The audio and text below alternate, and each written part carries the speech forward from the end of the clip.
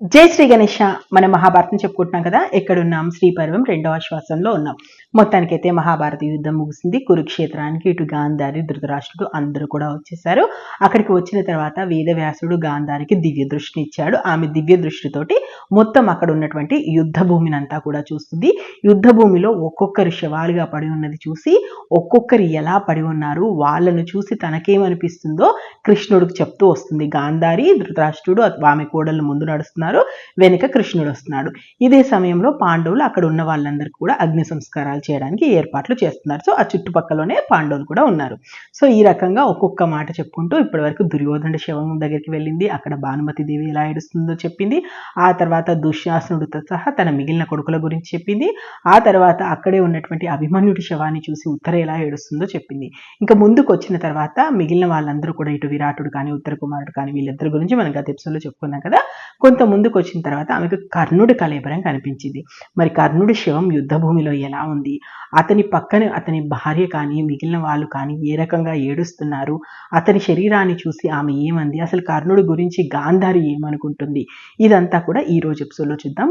అలాగే జయద్రథుడి శరీరం ఎలా పడి ఉంది, జయద్రథుడిని చూసి దుస్సల ఏమంటుంది, అసలు దుస్సల తన అన్నలైనటువంటి పాండవుల గురించి ఏ రకంగా ఆలోచించేది అనేది మనకి ఈ రోజు ఎపిసోడ్లో ఉంటుంది. సో ముందుకు రాగానే కర్ణుడి శవం కనిపించింది. కర్ణుడి శవం కనిపించగానే ఆమె ఇలా అంటుంది, ఇదిగో కర్ణుడు, ఇతన్ని చూసుకుని పాండవుల భుజబలానికి జంకకుండా యుద్ధానికి దిగాడు దుర్యోధనుడు. ధర్మరాజు పక్కలో బల్లెమితడు. ఇతడు పేరు చెప్తే ధర్మరాజు కంటి మీద రెప్ప కూడా వేసేవాడు కాదు. ఎంతమంది మహావీరుల్ని చంపాడో చూడు. వల్లమాలిన రోషం ఇతడిది. కానీ ఇతడి నోటికే అడ్డు అదుపు లేకుండా పోయింది. అదే ఇంత దూరం తెచ్చింది. బ్రహ్మాండమైనటువంటి ధైర్యశాలి, శౌర్యశాలి, ఏనుగులతో కూలిపోయి ఏనుగులాగా అర్జునుడి దెబ్బకి ఎలా పడి ఉన్నాడో చూడు. అయ్యో, వెనక దుర్యోధన్ని వేసుకొని ముందున్నటువంటి శత్రువుల్ని చంపుతూ అరచేతిలో ప్రాణాలు పెట్టుకునే బ్రతికాడితడు.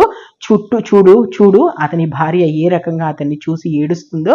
అయ్యో, వృషసేనుడు తల్లి దుఃఖాన్ని చూసి తట్టుకోలేకపోతున్నాను.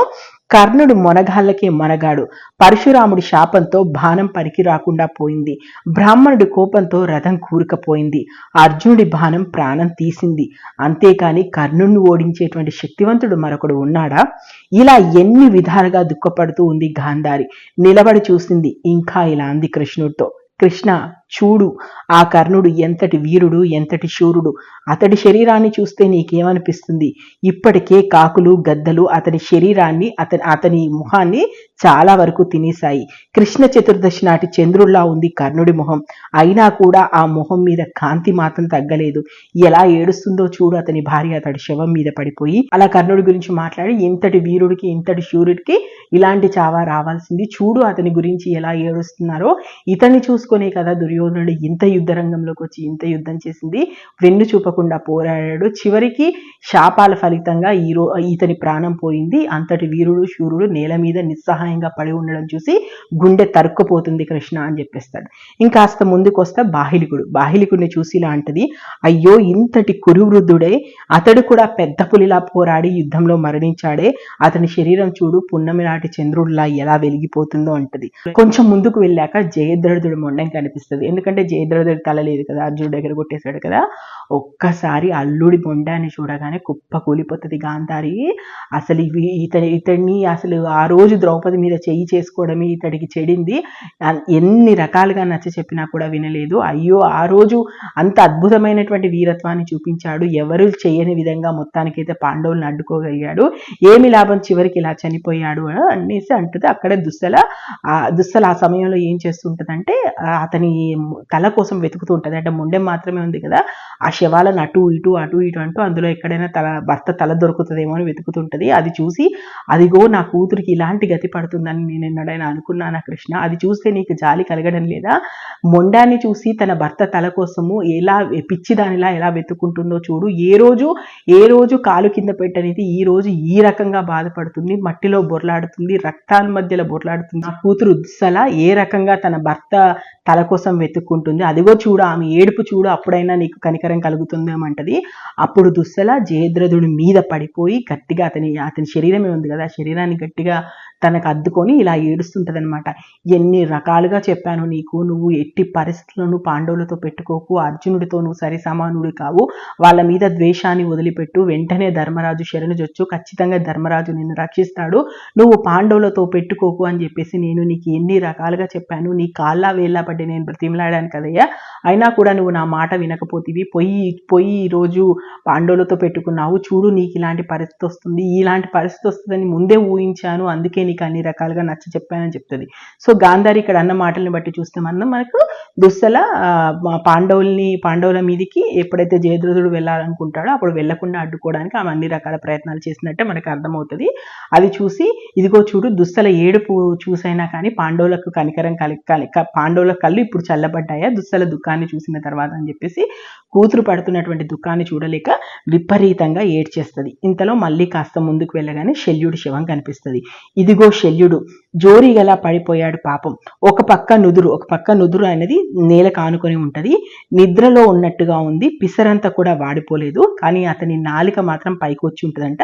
ఆ నాలికని మాత్రం పూర్తిగా కాకులు పీక్క తింటుంటాయి. మద్రి తోడబుట్టు అయి కూడా ఆలోచించకుండా ధర్మరాజుకు వ్యతిరేకంగా పోయాడు. నిజానికి అన్ని గుణాల్లోనూ ధర్మరాజుతో సరిసమానుడు అని శల్యుడి గురించి చెప్తాడు. తుదక అతడి చేతిలోనే ప్రాణం వదిలేశాడు. దుర్యోధనుడు కోరిక మీద కర్ణుడికి సారథ్యం కూడా చేశాడు. అతడి సారథి కావడం చూసి శత్రువుల గుండెలు గడగడలాడాయి. అయ్యో అలాంటి వాడు ఇలాంటి పరిస్థితిలో ఉన్నాడా అని చెప్పేసి శల్యుడి గురించి ఏడుస్తుంది. కొంత దూరం వెళ్ళగానే భగదత్తుడు శరీరం కనిపిస్తుంది. అదిగో భగదత్తుడు దేవేంద్రుడితో బలాసురుడు పోరాడినట్లు అర్జునుడితో పోరాడాడు కృష్ణ. అర్జునుడి మీద దురాభిమానం వల్లే ఇతడికి ఇన్ని పాటలు వచ్చాయి. రాబందులు నక్కలు ఎలా ఇతడి శరీరాన్ని పీక్క తింటున్నాయో చూడు. అయినా అతని తల మీద ఉన్నటువంటి బంగారు దండ మాత్రం చెక్కు చెదరకుండా అలాగే ఉంది అంటారు. కొంచెం ముందుకు వెళ్ళగానే బషయ్య కనిపిస్తుంది. అసలు వెళ్ళగానే గాంధారి ఒక్కసారిగా పడిపోయి అయ్యో భీష్ముడు మామయ్య బలానికి శౌర్యానికి తన పాటి మనిషి మరొకడు లేడు, అలాంటి మహావీరుడు యుద్ధంలో ఎలా పడిపోయి ఉన్నాడో, పాండవుల మీద కనికరించి తన చావుగుట్టు తానే చెప్పాడు, కాకపోతే ఈయన్నేంటి మరొకరు గెలవడం ఏంటి, పొరపాటునైనా వ్రతనిష్ట వదలని వాడు, తండ్రి కోసం రాజ్యం వదిలేసిన వాడు, బ్రహ్మచర్యం పూనేవాడు, పౌరుషానికి పెట్టింది పేరు, కురువంశం విచ్ఛిన్నం కావద్దని చెప్పేసి ఎన్ని రకాలుగా పాటలు పడ్డాడో, ఇష్టం వచ్చినప్పుడు ప్రాణం వదిలి పెడతానని చెప్పేసి మృత్యువును పిడికెల్లో పట్టుకొని ఎలా ఉన్నాడో చూడు. ఈయన 10 దినాల పాటు చీకట్ల వంటి పాండవ సైన్యాన్ని పడగొట్టి ఇలా అస్తమిస్తున్నాడు. శరవనం అంటే రేళ్లలో కుమారస్వామిలాగా శరశయ్య మీద ఉన్నాడితడు. ఇతడికి అర్జునుడు చూడు 3 బాణాల తలగడ ఎలా పెట్టాడో, బాణంతో పాతాళ గంగను పోసి ఇతడి దాహం తీర్చాడు. కల్పాంతంలో కింద పడిన సూర్యబింబంలో ఉన్నాడు. ఇతడు స్వర్గానికి వెళ్ళిన తర్వాత అయినా సరే కౌరవులు ఇతని దగ్గర ధర్మం ఏంటో తెలుసుకుని బాగుపడతారేమో అని చెప్పేసి భీష్ముడిని తలుచుకుని విపరీతంగా ఏడుస్తుంది. కొంత ముందుకు వెళ్ళిన తర్వాత అక్కడ ద్రోణుడి శవం కనిపిస్తుంది. మరి ద్రోణుడిది ఎలా ఉంది, మిగిలిన వాళ్ళు ఎలా ఉంది, శకుని ఈ శవాన్ని చూసి ఏమంది, వీళ్ళందరినీ చూసిన తర్వాత ఆమెకి ఎంత కోపం వచ్చింది, ఎంతమంది మహాభారత యుద్ధంలో చనిపోయారు, అందులో రాజులెంత, మామూలు యోధులు ఎంతమంది, అసలు వీళ్ళందరినీ చూసిన తర్వాత గాంధారికి వచ్చిన కోపం ఏంటి, గాంధారి కృష్ణుడిని ఏ రకంగా శపించింది, దాన్ని ఏ రకంగా కృష్ణుడు స్వీకరించాడు అనేది మనం రానున్న ఎపిసోడ్స్లో చూద్దాం. నేను మహాభారతం ఉన్నది ఉన్నట్టుగా చెప్తున్నాను. మీకు నచ్చితే ఆశీర్వదించండి. మహాభారతంలో ఇప్పటివరకు ఏం జరిగిందో తెలుసుకోవాలనుకుంటే మన ఛానల్కి వెళ్ళండి, మహాభారతం ప్లేలిస్ట్ ఉంది, చూడండి. Thank you. జై హింద్.